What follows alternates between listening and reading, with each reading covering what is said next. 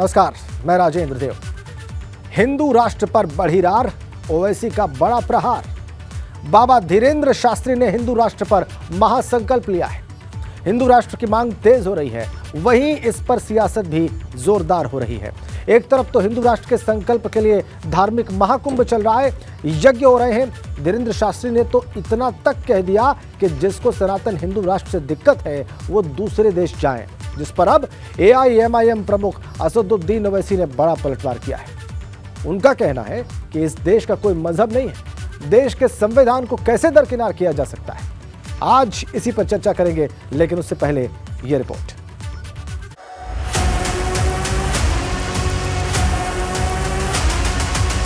बाबा बागेश्वर का महासंकल्प, हिंदू राष्ट्र ही है विकल्प। देशों में भी हिंदू रहते हैं, और जब वो ईसाई देश हो सकता है तो भारत में हिंदू रह सकते हैं, तो क्या एक देश हिंदू राष्ट्र नहीं हो सकता है? इसमें किसी को फाल्ट क्या है? किसी को खुजली क्यों है? बागेश्वर धाम की धर्म नीति क्यों भड़के ओवैसी? हिंदू राष्ट्र पर सियासी घमासान, ओवैसी ने याद दिलाया संविधान। जिन हमारे बुजुर्गों ने, जिसको अंग्रेजी में कहते हैं फाउंडिंग फादर्स ने, का संविधान बनाया, बाबा साहब अम्बेडकर की तौहीन कर रहे हैं इस तरह की बात करके। एक ऐसा देश है जिस देश का कोई मजहब नहीं है, आप कैसे कह रहे हैं? और कैसे सरकारें खामोश बैठी हैं इस बारे में? कैसे आप कह सकते हैं कि इस देश को ऐसा बना देंगे? कैसे बनाएंगे आप? तो अम्बेडकर के संविधान को जला देंगे क्या? जलाकर कोई संविधान बनाएंगे क्या? हिंदू राष्ट्र का रामकृष्ण अध्याय। भारत के, एशिया का, दुनिया का रहने वाला प्रत्येक व्यक्ति अपने दिल पर हाथ रख करके अगर सच बोले ना, तो उसकी दिल में, उसके दिमाग में, उसकी रगों में रामकृष्ण का ही खून बह रहा है। हिंदू राष्ट्र बहाना, ओवैसी का RSS पर निशाना। ये नाकामी, सरासर नाकामी, खुली नाकामी है वहाँ की जो रूलिंग पार्टी है। और आपकी नाकामी हुई और संघ परिवार की कामयाबी हो गई कि आपने उनको अपना एजेंडा मुकम्मल करने का पूरा मौका फराहम कर दिया आपने।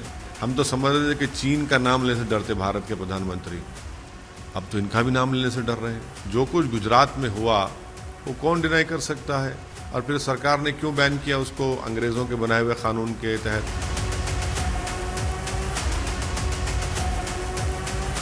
हिंदू राष्ट्र पर बढ़ी रार, ओवैसी का बड़ा प्रहार, उत्तर मांगे प्रदेश। बागेश्वर धाम पर क्या बोले हैं असदुद्दीन ओवैसी, और धीरेन्द्र कृष्ण शास्त्री के हिंदू राष्ट्र वाले बयान पर कैसे बरसे हैं ओवैसी। उन्होंने कहा कि कुछ लोग बहुतों की कुर्बानी को बर्बाद कर रहे हैं। ओवैसी ने आगे कहा कि बाबा पर सरकार क्यों खामोश बैठी है। वो आगे बोले कि कोई हिंदू राष्ट्र कैसे बना सकता है, हिंदू राष्ट्र की बात बकवास है। ओवैसी आगे कह रहे हैं देश का कोई मजहब नहीं है।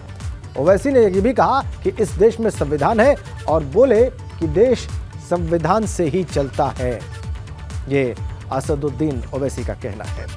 हैदराबाद से MP है, AIMIM चीफ है, लोकसभा के सांसद हैं।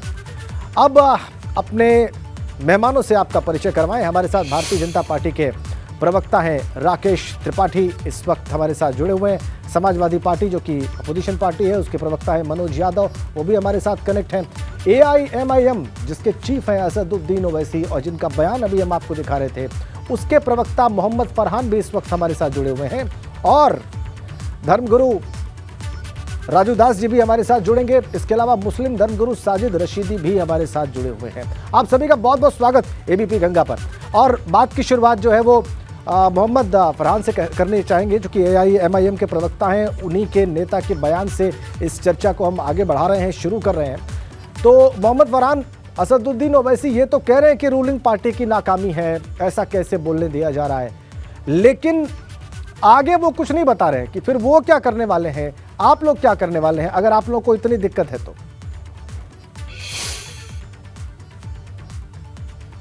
देखिए, ऐसा है कि आसाराम जी ने अगर हिंदू राष्ट्र की मांग की होती तो वो जेल में ना होते, जेल से बाहर होते।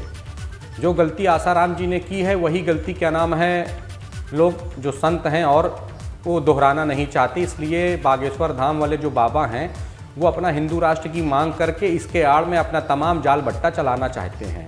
अब आपको एक बात बताना चाहते हैं, भारतीय जनता पार्टी, RSS, विश्व हिंदू परिषद, बजरंग दल, ये बहुत दिनों से हिंदू राष्ट्र की मांग कर रहे हैं। ये गोडसे की आइडियोलॉजी देश में थोपना चाहते हैं, ये अंबेडकर के संविधान को फाड़ना चाहते हैं, ये गांधी की आइडियोलॉजी को मिटाना चाहते हैं। मगर इनको नहीं पता कि ये देश गांधी की विचारधारा से चलता है, ये सेकुलर मुल्क है, ये हिंदू मुल्क नहीं है। और हिंदू राष्ट्र बनाने का जो ये सपना है इनका, वो सपना ही रह जाएगा। नेपाल आज रो रहा है, सिर्फ इसलिए रो रहा है क्योंकि वो हिंदू राष्ट्र है, उसके यहाँ कोई विकास नहीं है, कोई फैक्ट्रियाँ नहीं है। वो वहाँ के बड़े मंत्रियों का बयान है, आप देख सकते हैं यूट्यूब पर, कि हम अगर आज हिंदू राष्ट्र ना होते तो हमारी ये दुर्दशा ना होती। ये कौन कह रहा है? हमारा बिल्कुल पड़ोसी भाई जो हिंदू राष्ट्र है। अब वो क्या नाम है, हिंदू राष्ट्र बनाना चाहते हैं किसको? ये भारतवर्ष को। अच्छा चलिए ठीक है, एक बार के लिए हम ये कल्पना ही इसको मान लेते हैं कि हिंदू राष्ट्र अगर बन ही जाता है तो क्या यहाँ पर जो नौजवान बेरोजगार है उनको रोजगार मिल जाएगा? क्या लोगों को फ्री शिक्षा मिल जाएगी?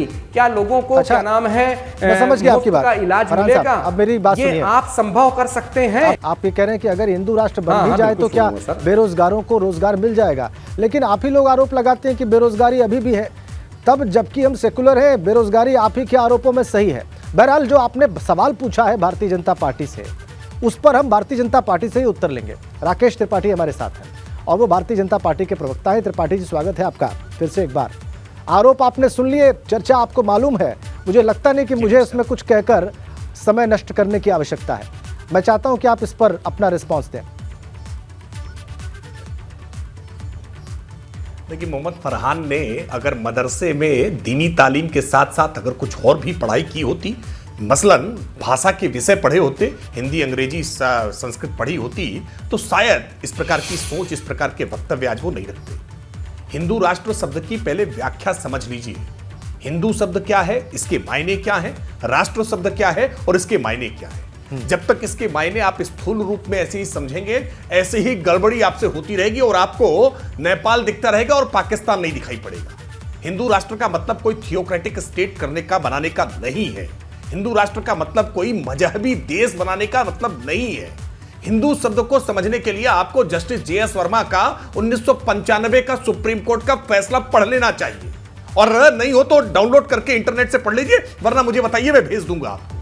हिंदू एक जीवन पद्धति है। इस जीवन पद्धति में ऐतिहासिकता है, प्राचीनता है, पौराणिकता है। हमारे व्रत, त्योहार, रीति रिवाज, परंपरा, संस्कार, हमारे पुरखे पूर्वज, उन सबकी जीवन पद्धति साहचर्य के साथ, जिसमें वन उपज से लेकर के पशु पक्षियों के प्रति हमारा व्यवहार क्या है, इन सबके साथ जीवन जीने की पद्धति को हिंदू कहते हैं। और इसलिए भारत हिंदू था, हिंदू है, हिंदू रहेगा। दूसरी बात, हम जब राष्ट्र की बात करते हैं तो राष्ट्र का मतलब देश नहीं है। देश भौगोलिक सीमा से परिलक्षित होता है, ये बात आपकी और सही जब है, राजनीतिक मैं सत्ता सहमत हूं। उसमें जनता मिलती है तब राज्य बनता है। त्रिपाठी जी, बिल्कुल लेकिन आप जब सही कह रहे हैं। सांस्कृतिक इकाई के रूप में देखते हैं, बहुत बढ़िया जिसमें आपने व्रत, त्योहार, परंपराएं क्लासिफिकेशन जुड़ती हैं, किया तो है। ये राष्ट्र होता है। राष्ट्र, और इसलिए राज्य और भारत देश को हिंदू आपने राष्ट्र सही था, डिफाइन किया है। हिंदू राष्ट्र है, हिंदू राष्ट्र रहेगा। आप कह रहे हैं कि राष्ट्र, राज्य और देश 3 अलग अलग शब्द हैं। बिल्कुल आप ठीक कह रहे हैं, मैं सहमत हूं।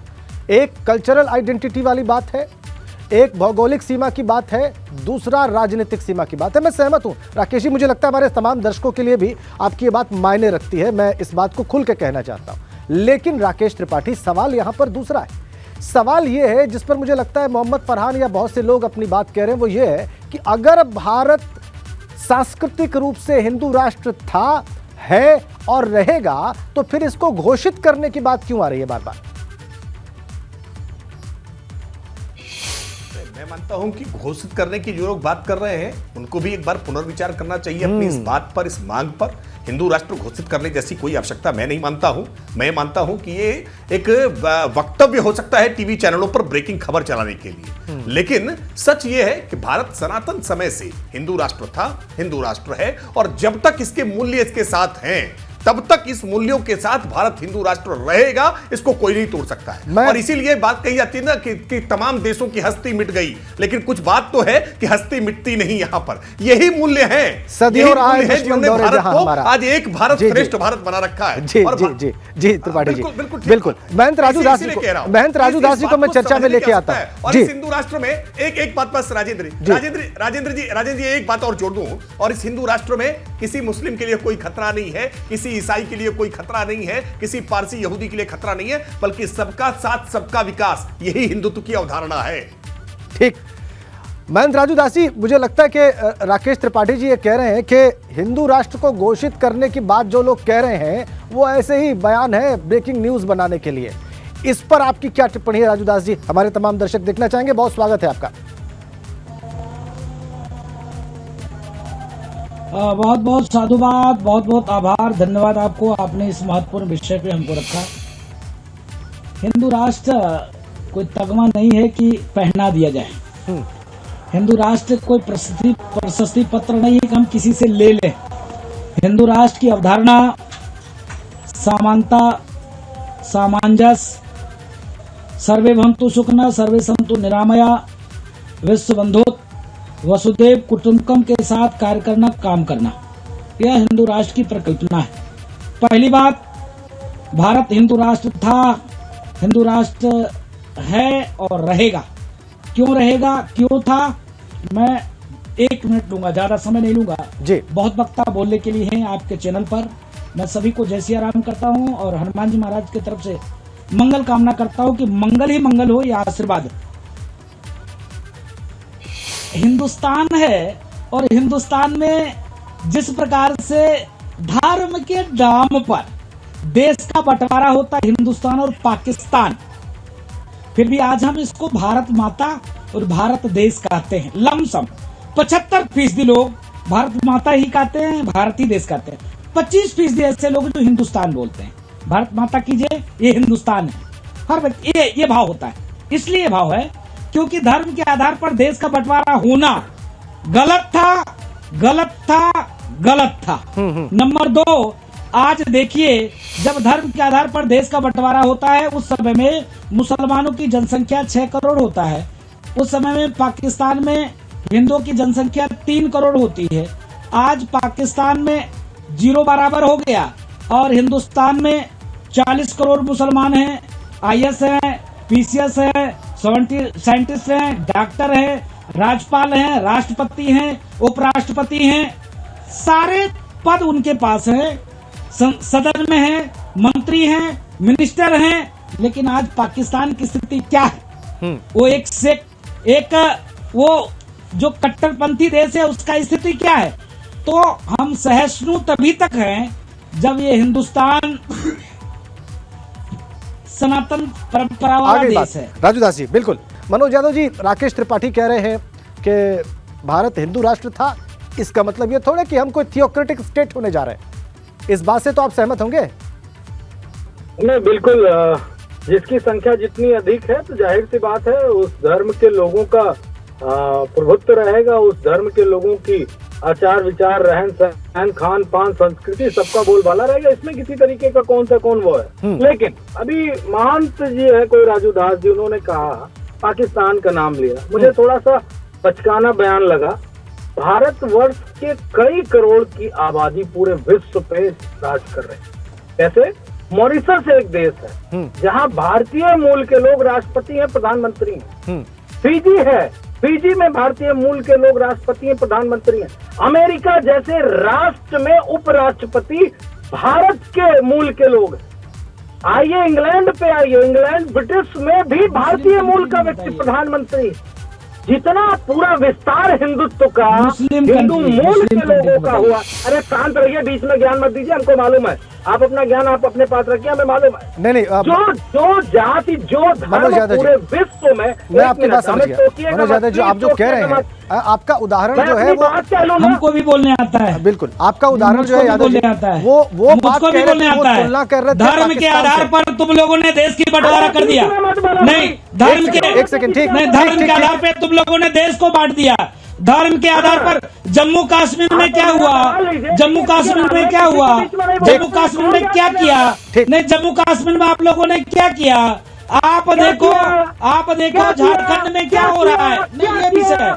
नहीं, जिस प्रकार से एक कौम, एक मजहब, एक संप्रदाय की बात करने वाले लोग जो कुरान में अयोध्या में थे, अयोध्या में 98 बौद्ध धर्म के मंदिर थे, काफिर कहा जाता है।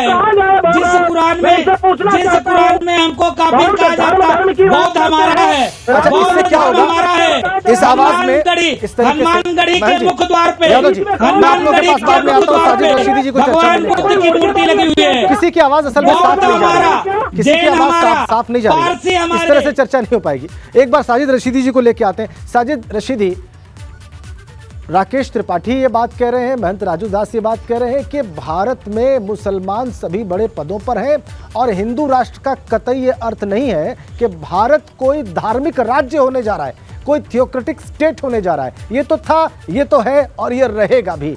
इस बात में कोई खामी पाते हैं आप क्या? देखिए, मुझे बहुत अच्छा लगा कि दो हिंदू मिलकर एक सवाल कर रहा है, एक जवाब दे रहा है। यही इस देश की खूबसूरती है। इस देश की खूबसूरती यही है कि अगर कोई गलत बोले, मुसलमान गलत बोले तो मुसलमान उसका जवाब दे, हिंदू गलत बोले तो हिंदू उसका जवाब दे। जी जी, इसी को तो कहते हैं लोकतांत्रिक देश। इसीलिए हमारे देश की पहचान है पूरी दुनिया में। लेकिन एक बात समझिए, देखिए, आपको याद होगा सिमी कांग्रेस के टाइम में एक ऑर्गेनाइजेशन हुआ करती थी जी, उस पर बैन लगा इसलिए कि वो इस्लामिक स्टेट बनाना चाहती थी हिंदुस्तान को। अभी पॉपुलर फ्रंट ऑफ इंडिया पर बैन लगा इसलिए कि वो इस्लामिक स्टेट बनाना चाहते थे देश को। और किसी मुसलमान ने उसका विरोध नहीं किया कि क्यों बैन लगा है, किसी मुसलमान ने विरोध नहीं किया। लेकिन धीरेन्द्र शास्त्री जिस तरह से लाखों के मंच पर बैठकर जिस तरह से बखान कर रहे हैं कि साहब ये हिंदू राष्ट्र बनेगा, मेरा साथ दो, मैं हिंदू राष्ट्र बनाऊंगा। राकेश त्रिपाठी ने बहुत अच्छी बात कही और हम मानते हैं इस बात को।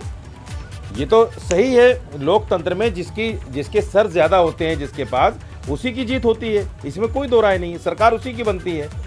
लेकिन सवाल ये है कि जो चीज़ है उसको बाकायदा बनाने की बात करना। जब PFI पर बैन लग सकता है, इस्लामिक मूवमेंट ऑफ इंडिया पर बैन लग सकता है, तो धीरेन्द्र शास्त्री पर बैन क्यों नहीं लग रहा है अभी तक? धीरेन्द्र शास्त्री के ऊपर FIR क्यों नहीं हो रही है? मुझे लगता है ये सवाल आप राकेश त्रिपाठी से पूछना चाह रहे हैं। ठीक है, मुझे एक ब्रेक के लिए रुकना है। ये सवाल राकेश त्रिपाठी जी के सामने रखा जाएगा, राकेश त्रिपाठी के सामने रखा जाएगा। ठीक है, अगर ये बात जरूरी नहीं है या आप भी मानते हैं कि ब्रेकिंग न्यूज बनाने के लिए कुछ लोग ऐसे बयान दे रहे हैं, तो फिर उन पर एक्शन क्यों नहीं? वो ऐसी बातें क्यों कहे जा रहे हैं?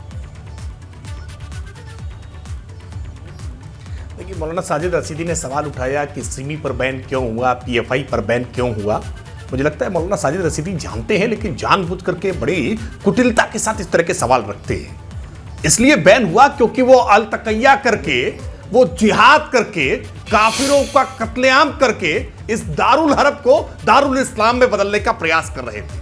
मुझे लगता है कि दारुल हरब, दारुल इस्लाम, तकैया क्या होता है, जिहाद क्या होता है, मौलाना साजिद रशीदी बेहतर ढंग से जानते हैं। उसके पीछे मंशा क्या रही है, वो कौन सा इस्लामिक स्टेट बनाना चाह रहे थे, ये किसी से छुपा हुआ है क्या? मैं इसीलिए कह रहा हूं कि हिंदू राष्ट्र की कल्पना और इस्लामिक स्टेट की कल्पना में जमीन आसमान का अंतर है। इतना दूरी है, इतना गैप है, उसको समझिए। ये सर्वे भवंतु सुखिना की हम कल्पना की बात कर रहे हैं और आप एक ऐसे स्टेट की बात कर रहे हैं जहां की पूजा पद्धति, उपासना पद्धति राज्य के द्वारा तय की जाए, शासन के द्वारा तय किया जाए। भारत संविधान से चलता है, किसी पुस्तक और किसी मजहबी पुस्तक के आधार पर नहीं चलेगा। भारत डेमोक्रेसी के आधार पर चलेगा और इसीलिए ये हिंदू राष्ट्र की कल्पना यहां साकार की जा सकती है, इसको साथ जिया जा सकता है, इसको लेकर आगे बढ़ा जा सकता है। तो इसलिए मैं फिर बार-बार कह रहा हूं कि जो लोगों को हिंदू राष्ट्र के बारे में समझ नहीं है, वो इस पर विवाद खड़े करने का प्रयास करते हैं। हिंदू राष्ट्र को लेकर किसी प्रकार का कोई विवाद नहीं होना चाहिए। ठीक है, ठीक है। साजिद रशीदी, आप अपनी बात रखिए, फिर मोहम्मद फरहान की बात सुनेंगे, फिर महंत राजू दास जी की बात भी सुननी है बहुत जल्दी से। साजिद रशीदी जी, बहुत जल्दी से। देखिए, राकेश भाई ने, मेरे मित्र हैं, राकेश भाई ने कितने अच्छे तरीके से एक जलेबी बनाई। आप मुझे ये बताइए सीधे तौर पर, अगर आप इसको हिंदू राष्ट्र घोषित करेंगे जैसा धीरेन्द्र शास्त्री कह रहे हैं, तो मुसलमान इसका विरोध करेगा, सिख इसका विरोध करेगा, जैन इसका विरोध करेगा, तो झगड़ा तो होगा, फसाद तो होगा, लड़ाई तो होगी। तो उसमें क्या खून नहीं बहेगा? तो सवाल जलेबी मत बनाइए। आप ये कहिए कि धीरेन्द्र शास्त्री पर कार्रवाई क्यों नहीं हो रही है। नहीं, कोई हिंदू राष्ट्र घोषणा की आवश्यकता नहीं है भाई, ये हिंदुस्तान तो है, धीरेन्द्र हिंदी शास्त्री है, हम क्यों वतन कह के रहा है ये बातें हिंदुस्तान भाई? हमारा। इस पर कार्रवाई क्यों यहाँ नहीं? हिंदू राष्ट्र घोषित करने की आवश्यकता ही नहीं है। मेरे भाई इस पर कार्रवाई क्यों नहीं? नहीं, मैं फिर इस बात मेरे को कह भाई रहा इस पर कार्रवाई क्यों नहीं धीरेन्द्र शास्त्री पर, ये तो बता देखिए, दीजिए। मैंने कहा ना कि जाकी रही भावना जैसी, नहीं, जाकी रही भावना जैसी प्रभु मुहूर्त देखी नहीं, उन्होंने कहीं ये नहीं कहा कि इसमें से मुस्लिमों को बाहर कर दीजिए। और अगर वो ये कह रहे हैं कि मुसलमानों को देश छोड़ के चले जाना चाहिए या इस देश में मुसलमानों को रहने का अधिकार नहीं है, तो निश्चित तौर पर कार्रवाई होगी। लेकिन अगर हिंदू राष्ट्र की बिल्कुल कोई कहा बात है करता उन्होंने, तो हिंदू बिल्कुल राष्ट्र कहा है को उन्होंने, व्यापक अर्थ में समझना चाहिए, उनका जिस तरह राकेश व्यापक त्रिपाठी अर्थ में सुप्रीम उनका कोर्ट ने समझाया। नहीं, बिल्कुल सुनिए, नहीं, कहीं नहीं कहा। अरे भाई, जो भारत राकेश भूमि को भाई, अपनी उनका मातृभूमि कल का मान रहा बयान है, उन्होंने जो भारत कहा के है- संविधान में आस्था रख रहा है और जो भारत में जन्मा है, जो सुनिए, भारत का सुनिए। नागरिक है, उसको भारत से कोई अलग नहीं कर ठीक है, सकता। ठीक है। एक मिनट जरा मोहम्मद फरहान जी को सुनिए, भी चर्चा में सुनिए, लेके आना है। सुनिए। साजिद रशीद आ गई बात, आप कह रहे हैं कल उन्होंने बयान दिया है, 10 सेकंड दीजिए रशीदी साहब, तो ये सेकंड सी बड़े इंपॉर्टेंट है सर। मैं मोहम्मद फरहान को उन्होंने चर्चा में बयान लेके दिया आऊंगा। है, ये कहा है कि आ गई मुसलमान आपकी जिसको बात। यहाँ रहना रहे, जिसको जाना साजिद रशीदी चाहे। जी, आ गई आपकी बात। मोहम्मद फरहान की बात भी सुननी जरूरी है। फरहान साहब बहुत जल्दी से। कैसी बात कर रहे हैं राकेश भाई? मोहम्मद फरहान बहुत जल्दी से जी। देखिए राकेश त्रिपाठी जी चैनल पर बैठ करके राकेश त्रिपाठी जी चैनल पर बैठ के तमाम बड़ी बड़ी बातें कर दे रहे हैं, मगर इनको ये नहीं पता ये मध्य प्रदेश का मामला है और मध्य प्रदेश में भारतीय जनता पार्टी की सरकार है और धीरेन्द्र शास्त्री ने जो बातें कही है वो बिल्कुल निंदनीय है और उसके खिलाफ FIR होनी चाहिए। दूसरी बात मैं कहना चाहूँ, उत्तर प्रदेश के अंदर योगी जी की सरकार है, एक साधु की सरकार है और उसके बाद क्या नाम है, स्वामी प्रसाद मौर्य जी बार बार रामचरितमानस का अपमान कर रहे हैं। भारतीय जनता पार्टी उनको जेल नहीं भेज पा रही है और यहाँ महंत राजू दास जी बैठे हैं, उनके साथ हाथापाई और मारपीट होती है। भले राजू दास जी ने क्या नाम है, स्वामी प्रसाद मौर्य की गर्दन मारने के लिए इनाम रखा, अब ये नहीं पता इनाम रखा था इस वजह से मारपीट हुई थी कि क्या नाम है, क्या रीजन रहा है। मगर उत्तर प्रदेश की जनता को और देश की जनता को भारतीय जनता पार्टी कार्रवाई की मांग कर रहे हैं। मुझे लगता है राकेश त्रिपाठी ने इसका उत्तर दे दिया है।